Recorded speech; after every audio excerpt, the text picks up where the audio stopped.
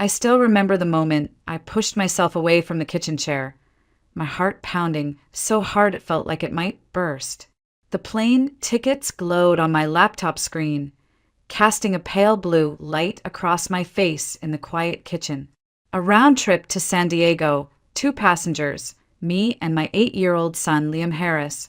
One click of the mouse echoed in my head like a declaration. It's over, Megan. 3 years of living in the shadows end today. 3 years ago, my husband, Andrew Harris, was declared dead in a bizarre accident during a business trip. There was no body, just a hastily written report and a death certificate handed to me with practiced sympathy.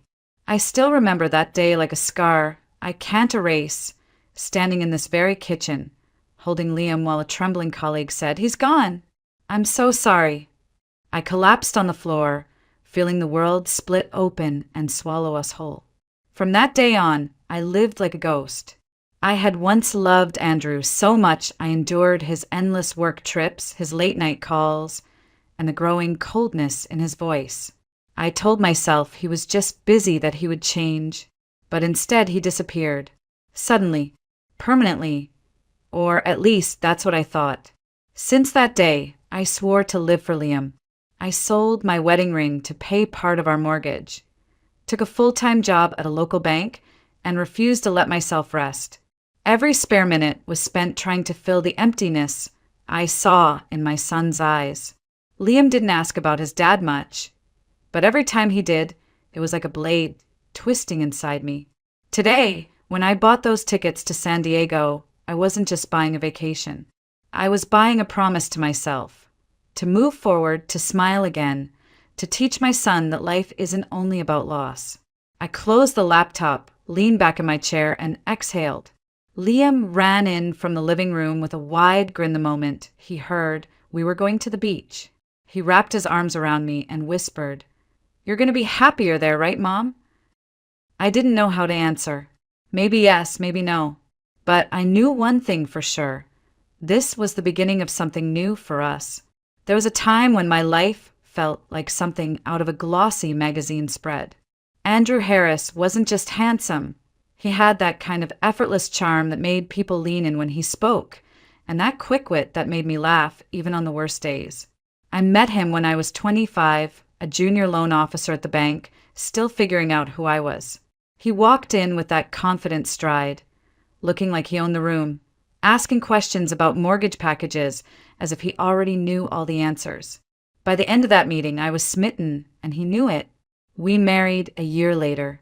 At first, it was the kind of marriage people envy: weekend hikes in the Rockies, wine nights under the stars, spontaneous road trips just because we could. Andrew had recently moved into financial brokerage and quickly became one of the rising stars in his firm. I felt proud standing next to him at office parties, his arm draped over my shoulder like we were building something unshakable. And then Liam came along. My sweet boy, our miracle. I thought Andrew would settle down, trade late-night work calls for bedtime stories, choose family dinners over client dinners. Instead, it went the other way. He became even busier, traveling to meet investors and close deals in places I'd never even heard of. There were months when Liam barely saw his dad except in passing. Andrew kissing his forehead at 6 a.m, and me pretending not to hear the front door close at midnight. I tried to talk to him about it, at first gently, then desperately. "Andrew, you're missing his childhood," I said one night, standing in the kitchen with tears I refused to let fall. He wrapped an arm around me, kissed my hair, and promised it was just for a season, that all his long hours were to build us a secure future. I wanted to believe him. God help me, I did believe him, until the day he simply didn't come home. At first, I thought it was just another trip he'd forgotten to mention. Then his phone went straight to voicemail. For 3 days I told Liam, "Daddy's busy, honey, he'll be home soon," even as dread curled in my stomach like a fist. On the 4th day, the call came. An accident. A snowmobile going through thin ice on a remote river in Idaho, swept away by a current so strong they said divers couldn't recover a body. I remember holding that phone, hearing the words, and feeling my knees give out. My little boy looked up at me with those wide brown eyes, confused as I sat on the kitchen floor, clutching the phone to my chest. I thought about all the missed birthdays, the silent dinners, the lonely nights, and hated myself for still loving him even then. They issued a death certificate a week later, a neatly printed piece of paper, legally binding, sealing my life into a chapter one hadn't agreed to end. I buried an empty urn because there was no body to bury, no closure, just silence. And in that silence, I built walls around my heart, so high that even Liam noticed. "Mommy, why don't you smile anymore?" he asked one night. I smiled anyway, because what else could I do? For 3 years, I convinced myself I was healing, that I was strong. But grief has a way of sticking like glue. You can scrub and scrape, but it clings to your soul. That's why this trip to San Diego wasn't just about beaches and sunshine. It was about breathing again, even if just for a week. I had no idea how quickly those walls I'd built were about to crack. 3 years had a way of changing everything and nothing at all. I learned to wake up without expecting Andrew's voice in the kitchen. I learned to pay bills, fix leaky faucets, and show up at every one of Liam's soccer games without anyone else in the stands for us. I became the woman who smiled politely when people offered condolences, who waved off concerned questions from coworkers, who convinced herself she was fine, even when I wasn't. Denver became quieter in those 3 years. Our friends slowly stopped calling, not out of cruelty, just because life moves on. Mine felt frozen, like winter refusing to thaw. I poured myself into work at the bank, built a routine that left little room for feelings, and clung to Liam like a lifeline. He became my reason for everything. If I felt too tired to get out of bed, I reminded myself, he needs breakfast, he needs school, he needs you to be strong. Liam grew fast, too fast. One day I was teaching him how to tie his shoes, and the next he was telling me which superhero movies I just had to see. And lately, the questions about his dad had started again, quiet ones whispered at bedtime when he thought I couldn't hear the sadness under his voice. "Mom, do you think Daddy can see me? Or, when I grow up, will I remember what he looked like?" I answered the best I could, but every answer felt like I was erasing Andrew Moore, replacing him with vague memories and half-truths about a man who worked a lot but loved you very much. The truth was, I hadn't processed any of it. I'd put my grief on a shelf like an old book I didn't want to open. But there are only so many times you can walk past that shelf before the weight starts to crack it. One evening, after putting Liam to bed, I found myself scrolling through vacation packages online. I hadn't been anywhere in years, not since before Andrew's death. At first, it felt wrong, like I was betraying something sacred. But then I looked at Liam's closed bedroom door and thought, he deserves happy memories too. That's how I ended up with 2 tickets to San Diego, 1 hotel room near the beach, and a week blocked off on my work calendar. It felt reckless, like jumping into a cold lake, but also strangely freeing. This wasn't just about sunshine and ocean views. It was about telling myself I was still allowed to live. When I told Liam, his eyes went wide and his mouth fell open like he'd just been given a superpower. "The beach? For real?" he shouted, bouncing on the couch. He wrapped his arms around me so tightly I could barely breathe, whispering, "You're gonna smile more there, right, Mom?" That simple question lodged in my chest like a pebble you can't swallow. I kissed the top of his head and said, "I'll try, honey. I'll really try."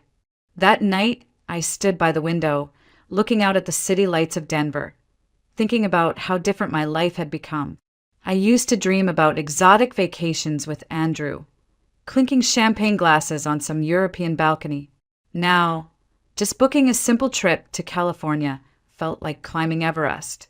But as I packed Liam's favorite swim trunks and sunscreen, a thought crossed my mind I hadn't felt in years. Maybe, just maybe, this is the start of something better. I had no idea then how right and how wrong that thought would be. The morning of our flight, Liam was bouncing through the house like it was Christmas. He dragged his little rolling suitcase behind him, the wheels clattering on the hardwood as he shouted, "San Diego, here we come!"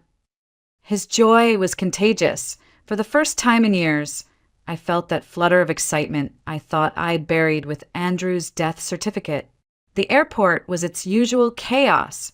People rushing past with coffee cups, security lines snaking forever, the dull hum of tired travelers trying to make their connections. Liam held my hand the entire time, his tiny fingers gripping mine with a mix of excitement and nervousness. We boarded our flight, and as we found our seats, he pressed his face to the window and whispered, "We're really going, Mom. We're really doing this." The flight was full but calm. People settled in, pulling out headphones, books, or neck pillows. I tried to relax, telling myself this trip was about letting go of the past, about new memories. But then I noticed Liam staring down the aisle, his little brow furrowing in confusion. "Mom," he whispered, tugging at my sleeve. "Is that Dad?" My heart stopped. I turned my head slowly, afraid of what I'd see. A man, maybe 2 rows ahead, sat sideways in his seat, talking to a young blonde woman beside him. He wore a wide-brimmed hat that shadowed most of his face and a pair of dark sunglasses. Something about the slope of his shoulders, the way his hands moved as he spoke, it was painfully familiar. I forced a shaky laugh. "Sweetie, no. You must be thinking of someone else." But then he shifted slightly, and my stomach turned to ice. There it was, that small scar under the jawline, barely noticeable unless you knew where to look.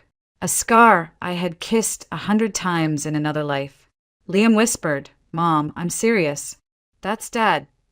I couldn't breathe. For 3 years, I'd told myself Andrew was gone, that I had buried every shred of hope. And yet, here I was on a random flight to San Diego, staring at a man who looked exactly like my dead husband, alive and laughing with another woman. I gripped Liam's hand. "It's probably just someone who looks like him. Honey, people can look alike." But my voice trembled, betraying the lie. I turned back to the window, willing my pulse to slow, but every nerve in my body screamed to look again. As the flight took off, I kept stealing glances, memorizing every detail. The way he leaned in to listen to the woman, the casual way his fingers tapped on the armrest, exactly how Andrew used to when he was thinking. I told myself it wasn't possible. That grief was playing tricks on me. But deep down, a whisper echoed in my head. What if it really is him? For the rest of the flight, I sat frozen, my thoughts spiraling between shock and anger and something far more dangerous. Hope. When the wheels touched down and passengers started gathering their bags, I made a choice that surprised even me. I stayed seated, clutching Liam's backpack, waiting for the man to leave first, so I wouldn't have to see his face again. Or maybe because I was too afraid I would see it clearly. But Liam wasn't done. He turned to me, eyes wide, and said, "Mom," he looked right at me. He smiled. And just like that, my entire world tilted. San Diego greeted us with warm sunlight and the smell of salt in the air, a welcome change from Denver's dry chill. Liam was still buzzing from the flight, talking about how the ocean looked from the window, how big the waves must be, how he couldn't wait to build the biggest sandcastle ever. I smiled, trying to stay present, but my mind was stuck on that man from the plane. It had to be coincidence, I told myself again and again. People look alike all the time, but that scar, that posture, even the way his hand rested on the seat back, it was all too familiar. And Liam, kids don't imagine things like that, not with that level of certainty. By the time we checked into the hotel, I'd convinced myself to let it go. This trip was supposed to be about healing, not digging up ghosts. We had a balcony view of the ocean, and when Liam saw it, he gasped like someone had handed him a treasure chest. He spent the evening running between the window and the TV, chattering about seashells and dolphins. For a few hours, I felt normal again. That night, after Liam had drifted off, I stepped onto the balcony, breathing in the ocean breeze. It was quiet, peaceful, until I heard voices from the balcony below. At first, it was just muffled arguing, like any couple spat on vacation. But then I froze. That voice, that cadence. "Do you ever care about anything besides money?" A man snapped below, frustration laced in every word. My stomach dropped. My hands gripped the railing so hard my knuckles whitened. That voice. I would have known it anywhere. I didn't even have to hear every word. I could hear the rhythm, the exact way he emphasized his syllables when he was angry. A woman, young, judging by the tone, shot back, "Don't start with me, Andrew. I told you what I wanted from the beginning." Andrew. My knees went weak, and I had to steady myself against the balcony door. It wasn't possible.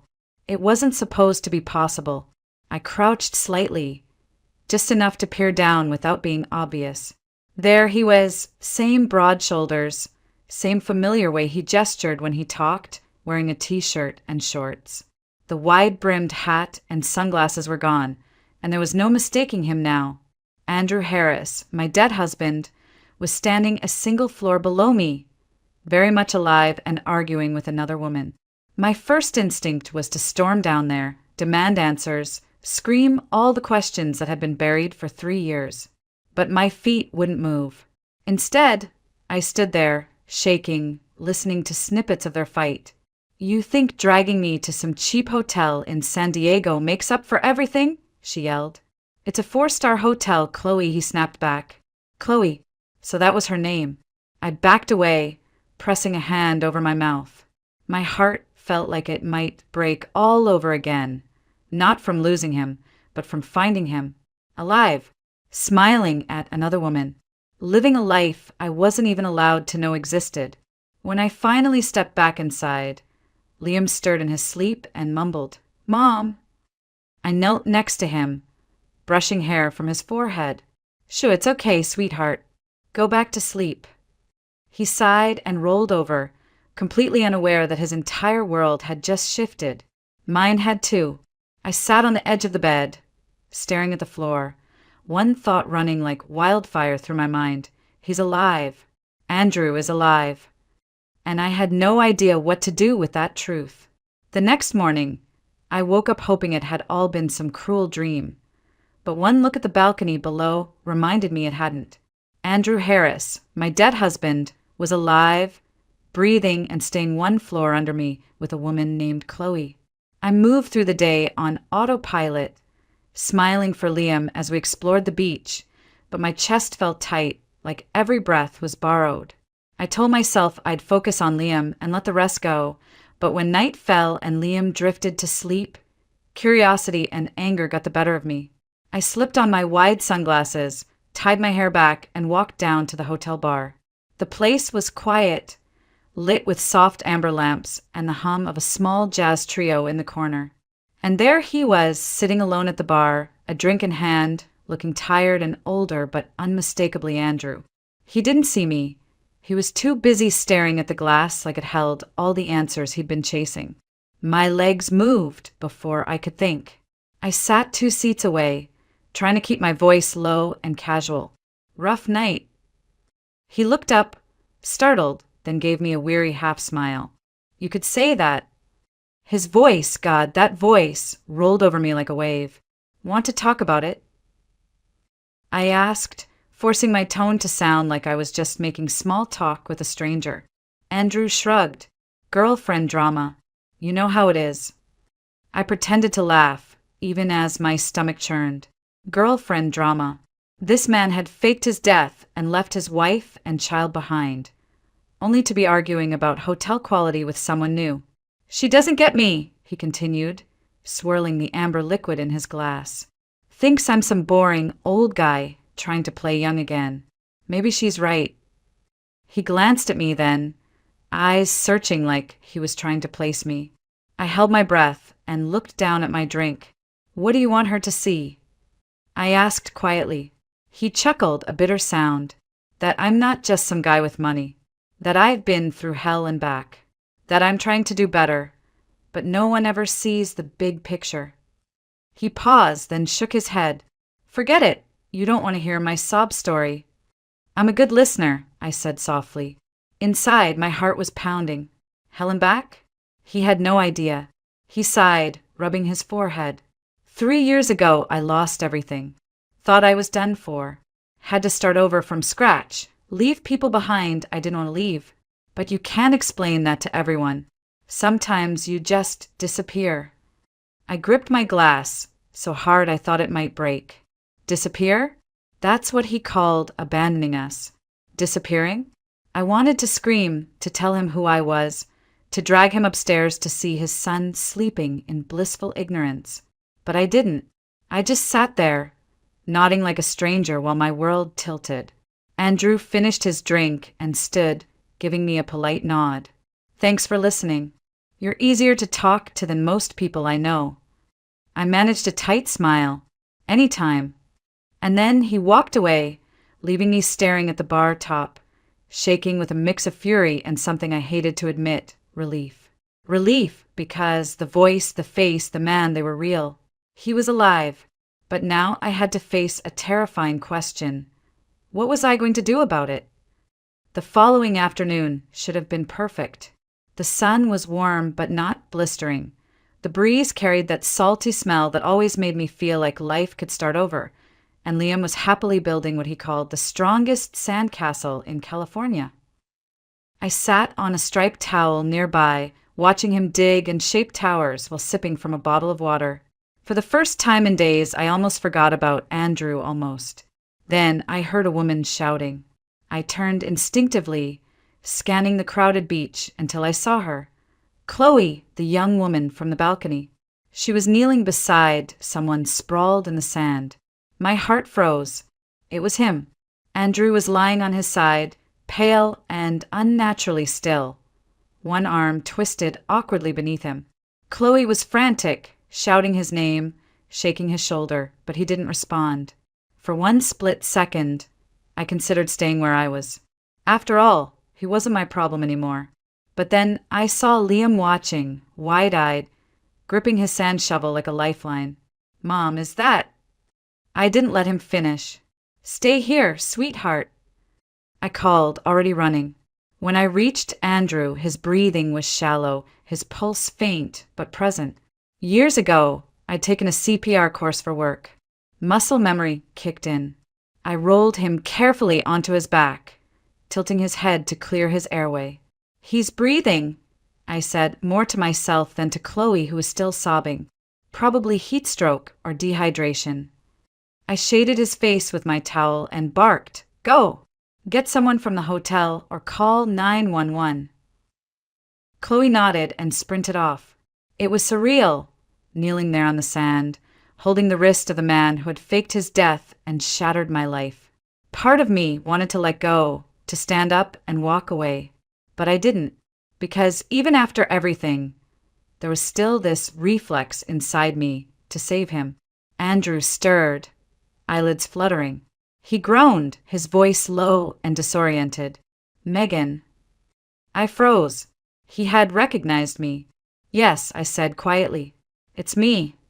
His eyes opened fully, confusion flooding his face as he focused on me. You're really here." "Alive, just like you," I said, my voice trembling with a sharp edge I hadn't planned. Chloe returned with a hotel staff member carrying a first aid kit. He knelt beside us, checking Andrew's vitals while I stepped back, wiping my sandy hands on my shorts. My pulse was still racing and not from running. The staff member helped Andrew sit up, offering him water and instructions to rest in the shade. Chloe hovered, glaring at me like I was some stranger intruding, which in her world I guess I was.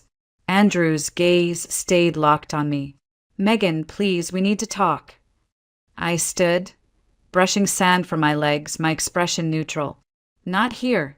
Tonight, 10 o'clock, the hotel bar."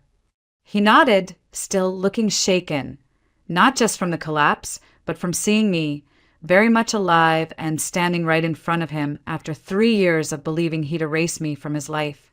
I walked back to Liam, who had abandoned his castle and was staring at us with a frown. "Mom, is that really Dad?" he whispered. I crouched down, pulling him into a hug. "We'll talk about it, sweetheart. But for now, let's just head back inside."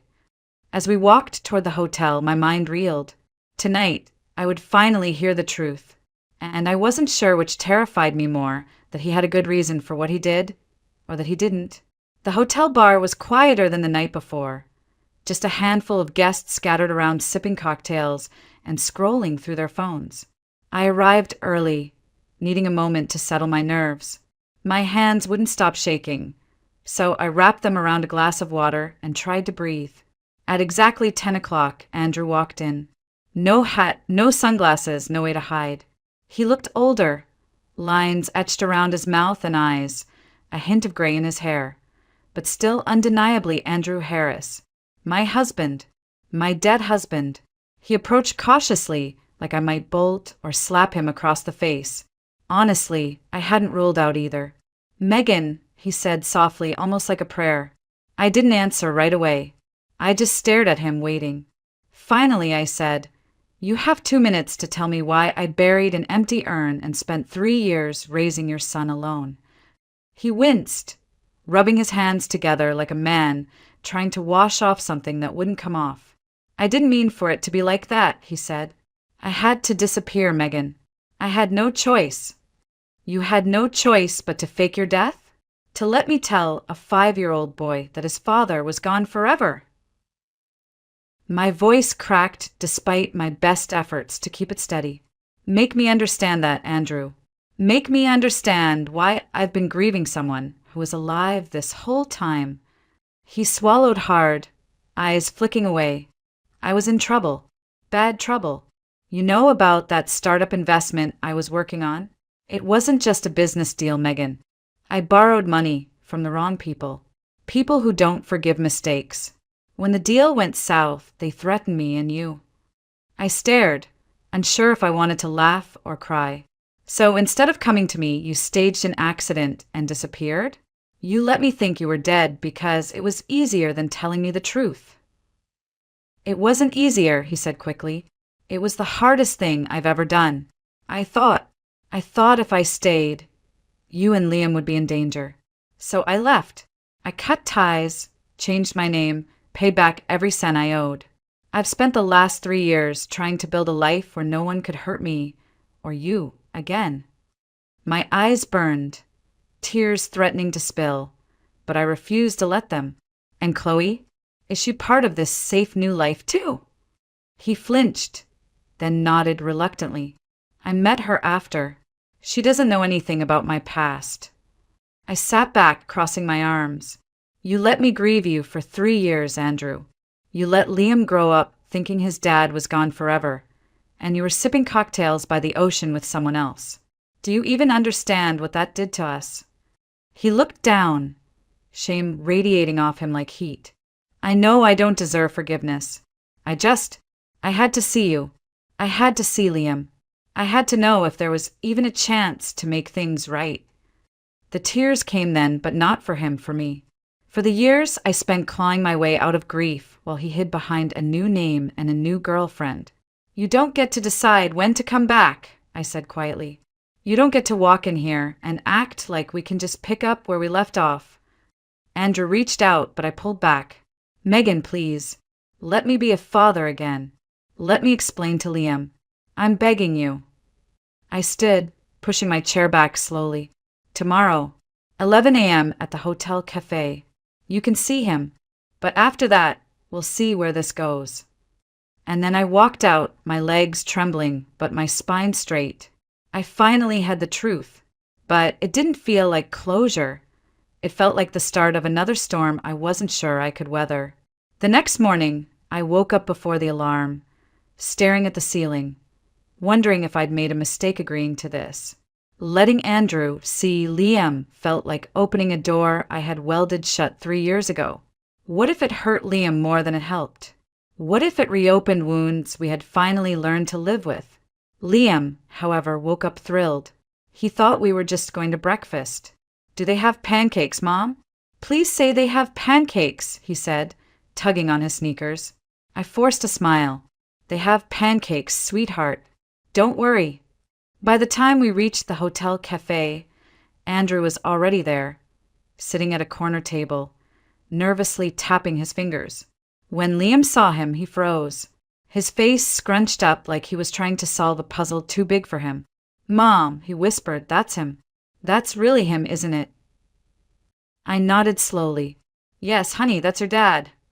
Liam didn't run to him like in the movies.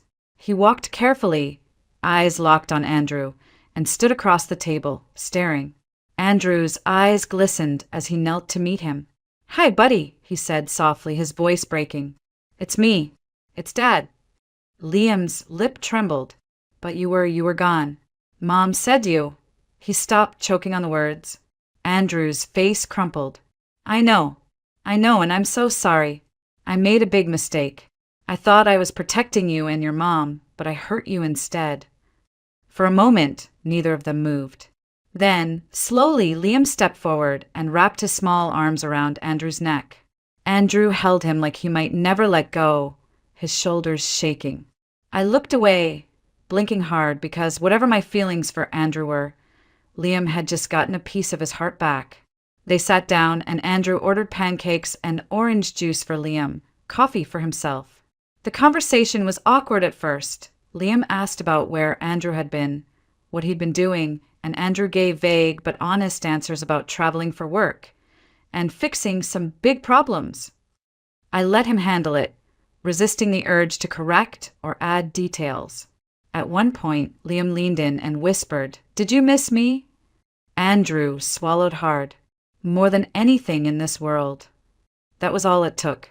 Liam smiled, small at first, then wide, and started talking about school, soccer, and the sandcastle he'd built yesterday.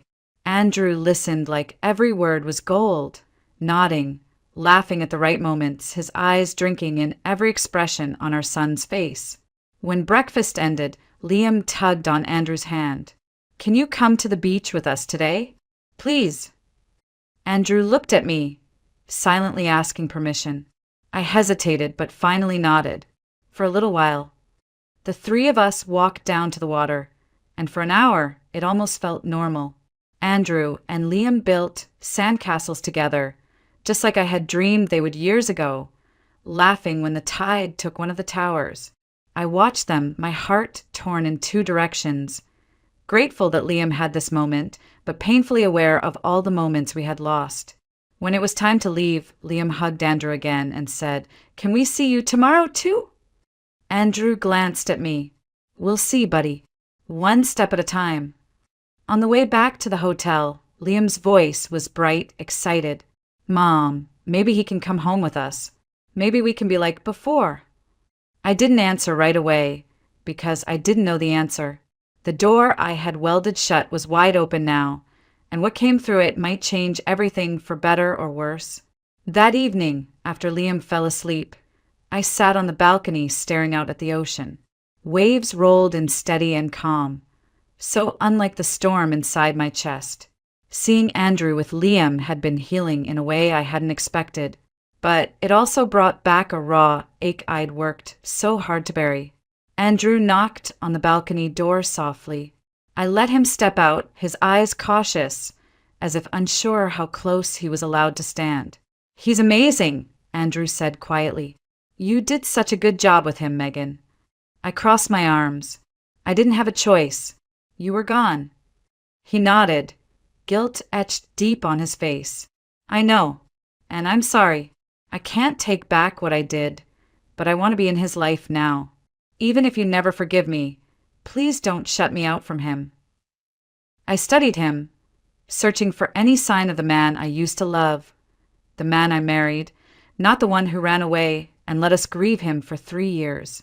You don't get to walk back into our lives and act like we can pick up where we left off, I said firmly. You faked your death, Andrew. You left me to explain to our son why his father was gone forever. You don't just erase that because you feel guilty now. He lowered his head. I'm not asking you to take me back. I know I lost that right, but I am asking for a chance to be his dad again. I'll do whatever it takes.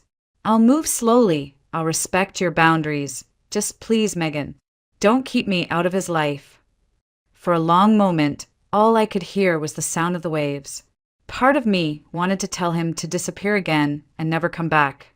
But I couldn't ignore the look on Liam's face when he hugged his dad that morning, or the way he laughed on the beach like he hadn't in years. You can be in his life, I said finally, but on my terms.